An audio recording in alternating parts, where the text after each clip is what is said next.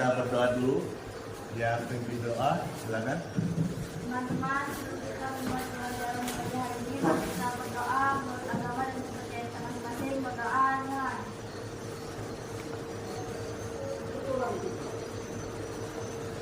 doa selesai. Baik, terima kasih. Apa kabar hari ini? Baik. Ya. Ada yang tidak hadir? Siapa saja? Keterangan? Tidak ada. Ya.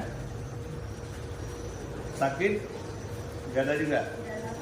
Tanpa keterangan. Ya. Ya. Nanti mungkin setelah selesai pulang sekolah, kalau itu disampaikan diajak untuk sekolah seperti itu, ya. Nah, kalau sakit tadi ya kita doakan supaya lekas sembuh. Ya. Jadi hari ini untuk materi sebelumnya kita sudah belajar tentang kebutuhan ya. Nah, bisa ya? Ya. Kebutuhan itu adalah suatu hal barang yang memang betul-betul kita butuhkan. Sedangkan keinginan itu sifatnya sementara, ya, sementara. Artinya butuh sesaat saja, habis itu tidak pakai. Tapi kalau kebutuhan betul-betul itu dibutuhkan. Ya, ya, kita hari ini belajar tentang permintaan dan penawaran. Ini masih dasar ya, pelajaran yang masih dasar, yaitu mulai dari kebutuhan, mulai permintaan dan penawaran. Nah, jadi di sini kenapa di dalam ekonomi itu ada namanya permintaan dan ada penawaran, ya. Nah, permintaan itu seperti apa? Mari kita lihat, ya. Nah, di sini ada kuantitas barang yang diminta atau kuantiti demand. Ada sejumlah barang diminta pembeli dan mampu untuk membelinya. Jadi permintaan itu betul-betul diminta. Contoh, kalau kita butuh sesuatu, berarti kita harus sanggup membeli. Permintaan ini bahwa kualitas barang yang diminta turun saat barang tersebut naik. Ya. Jadi berbeda dengan penawaran, ya. Berbeda dengan rendah, maka jumlah barang yang diminta pasti lebih banyak. Kalau harganya mahal segini ya, pasti barangnya tidak akan laku. Ya, itu sudah hukumnya. Siapa? Jadi permintaan itu akan digambarkan di dalam kurva. Nah, pernah belajar matematika ya? Itu belum sampai di statistika ya. Tapi ekonomi ini berkaitan dengan matematika dan statistika. Jadi di sini ada, kita kenal bahwa ini menyangkut jumlah, ya, kuantitas, dan di sebelah sana itu harga biasanya. Jadi kurva permintaan ini biasanya kita angkanya ke sebelah sini, ini satuan. Kalau angka sebelah sana itu biasanya ribuan, ya, itu menyangkut harga. Nah, sekedar untuk dikenal bahwa kurva permintaan itu seperti ini, ya. Ini biasanya jika harga tinggi, nilai jumlah yang diminta sedikit. Tapi kalau harga murah, biasanya permintaan barang itu lebih banyak seperti itu. Ya, ini kurva permintaan. Jadi untuk selanjutnya kita melihat, nah, ya, ada slotnya seperti ini. kita melihat harga tadi kan dilihat dari apa namanya kurva ini biasanya itu berbanding lurus lepas pasar ya pasar. Jadi di sana ada namanya yang terkait dengan permintaan dan ada yang terkait dengan penawaran. Kalau pembeli berarti dia meminta, kalau penjual dia harus menawarkan, ya kan? Kalau di pasar biar kita tidak terlalu dengan barang itu, dari penjual itu dia harus menawarkan. Karena itu tugas dia, supaya barangnya laku. Naik maka jumlah yang diminta sedikit, tetapi apabila jumlah barang itu sedikit maka harga akan naik. Itu sudah rumusnya. Nah, jadi di sini perubahan kuantitas yang diminta itu sangat dipengaruhi oleh ya. Ini faktor yang mempengaruhi permintaan. Yang pertama harga di pasar. Yang kedua pendapatan konsumen. Jadi dalam rumus ekonomi semakin banyak pendapatan seseorang maka kebutuhannya akan semakin banyak pula. Itu sudah rumus. Nah, jadi pendapatan, kalau sedikit pendapatan seseorang maka kebutuhannya juga akan sedikit. Percaya atau tidak? Nanti kalian kalau punya duit banyak mau beli apa? Beli rumah, beli mobil, ya kan? Karena pendapatannya banyak. Tapi kalau pendapatan sedikit, apa? Kredit motor gitu. Ya, menyesuaikan isi kan. Ya, yang mempengaruhi juga permintaan itu adalah harga barang lain. Ada namanya barang substitusi. Apa itu barang substitusi? Itu namanya barang pengganti. Itu sangat mempengaruhi harga permintaan. Kalau kita tidak ada beras, beberapa waktu yang lalu diumum sama Menteri Dalam Negeri kalau nggak salah itu Pak Tito Karnavian bilangnya ini sudah kondisi ekonomi kita sulit, kita disuruh makan ubi saja. Mau nggak makan ubi? Nggak mau. Ya, jadi itu sangat mempengaruhi daripada harga permintaan. Yang selanjutnya selera konsumen. Ya, dengan adanya selera konsumen ada harapan-harapan dari konsumen juga. Seperti itu. Ini keseimbangannya ada di sini, ya. Keseimbangannya ada di sini. Artinya jika kita mau melihat harga barang itu secara rata-rata, kita akan melihat sejauh mana, sebanyak mana penawaran, sebanyak mana permintaan. Nah, tujuan daripada kita untuk mempelajari ini supaya kita paham bagaimana caranya kita memahami fenomena kehidupan kita sehari-hari itu ada permintaan dan ada penawaran, dan itu selalu kita lakukan di setiap saat. Nah, jadi ada yang mau ditanyakan di sini? Tidak ada? Ya, dari mana? Ya. Apa saja contoh dari permintaan? Ya, contoh permintaan ini kita membutuhkan baju, ya.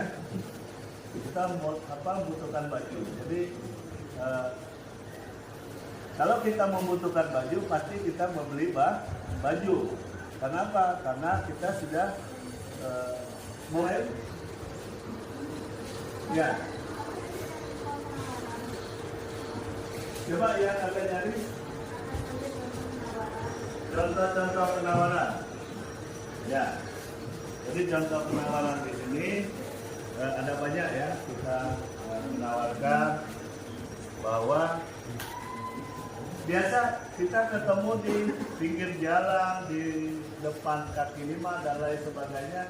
Itu ada biasanya kertas begini diselip-selip di kaki lima kita. Itu biasanya kalau nggak salah itu dari Honda, dari Yamaha, dari apa. Itu kan penawaran itu. Mau kita kita beli, pasti kita menghubungi mereka. Kalau tidak, maka kita tidak juga akan membeli. Itu contohnya, ya. Di rumah itu banyak itu yang ada lagi. Ya, Pak. Ya. Apa yang dimaksud dengan permintaan efektif? Ya, permintaan efektif itu permintaan yang betul-betul diminta dan jika ada barangnya maka itu harus dibayar. Ya, itu yang dimaksud dengan permintaan efektif. Nah, tidak kredit ya, tidak kredit. Ya. Jadi kalau kita punya barang, kita sanggup membelinya, kita beli. Itu efektif. Ya, jangan PHP ya. Tahu PHP? Ya, memberi harapan palsu. Sudah barangnya datang, kita nggak bisa bayar. Ada yang beli COD itu ditolak. Ya, nggak boleh begitu. Ya, ada lagi? Siapa lagi? Ya. Ya, hubungannya sama seperti ini tadi. Coba ada permintaan, ya kan? Di sini ada penawaran. Nah, jadi ini selalu berbanding lurus. Mau itu harganya turun, mau harganya naik, posisinya pasti seperti itu. Ya, berbanding lurus. Ya, mungkin itu yang bisa saya jelaskan terkait dengan permintaan dan penawaran. Ini kelompok ya, 1, 2, 3, 4, 5, 6 ya. Ya, kita ini ada tugas ya terkait dengan permintaan dan penawaran. Nanti bisa dikerjakan secara kelompok ya, 2 atau 3 soal ya. Ya, dari kelompok ini ke kelompok sana belum ya. Ya.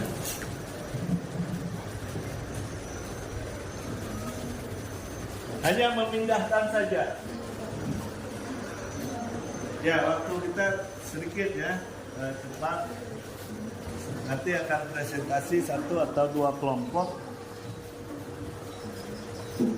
Kan ya, antara yang mana garis harga itu, yang mana garis jumlah. Nah, jadi situ ada nilai-nilainya. Kalau nanti dibuatkan tabel, maka akan jadi seperti yang ada di depan. Cuma angka-angkanya harus dipahami terlebih dahulu. Ya.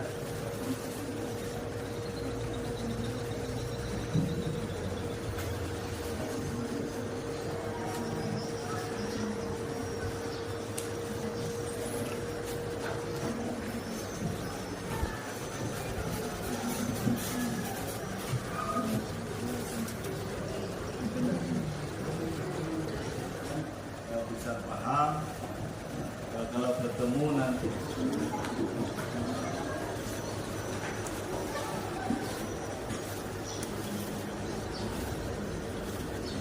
Ada spidol juga ini?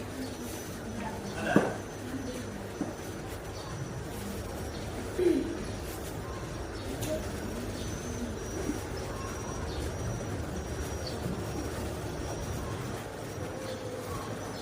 Kurva itu ada banyak ya, ada yang seperti ini, ada yang bentuk balon di depan.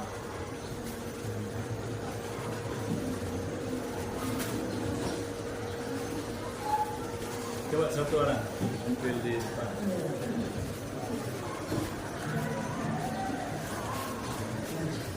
Ya, dibaca aja nama apa.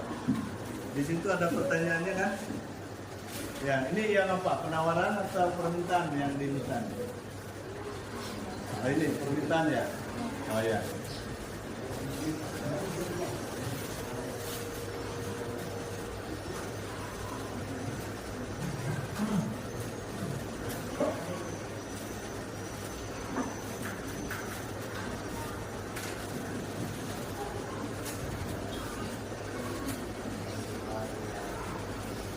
Pentol dulu, Pak. Kayaknya aku salah masuk ya.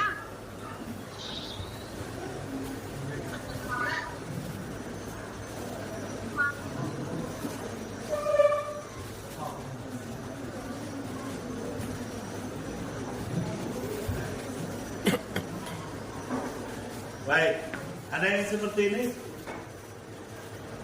Ada? Ya. Ada? Sama? Ya, cuma harus jelas ini dari mana ke mana, ya kan? Ini kalau titiknya dia 4.000, ya, harus ditarik ya. Nah, harus ditarik supaya jelas dia dari mana ke mana.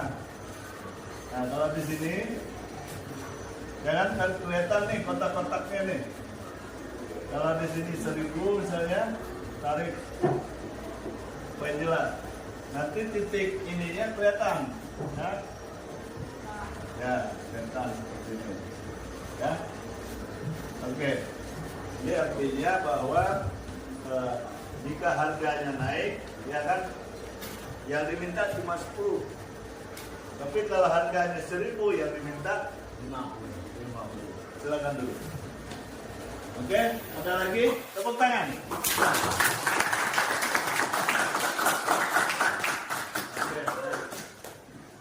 Ya, jadi karena waktu kita terbatas, hari ini pelajaran kita sampai di sini, ya. Nanti kita akan lanjutkan minggu depan karena kegiatan selanjutnya adalah berkaitan dengan hitung-menghitung, rumus-rumus.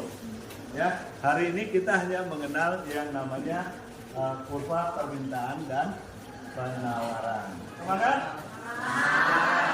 Ya. Senang? Senang. Ya. Ada yang kurang? Tidak ada. Baik. Ya, terima kasih. Ya, selamat pagi untuk kita semua. Semoga siswa kalian lebih aktif lagi, lebih bersemangat lagi untuk belajar pelajaran ekonomi. Ya. Ekonomi itu menyenangkan, ya. Kenapa? Di dapur pun kita belajar ekonomi. Baik, terima kasih. Selamat pagi untuk kita semua. Pagi, luar biasa.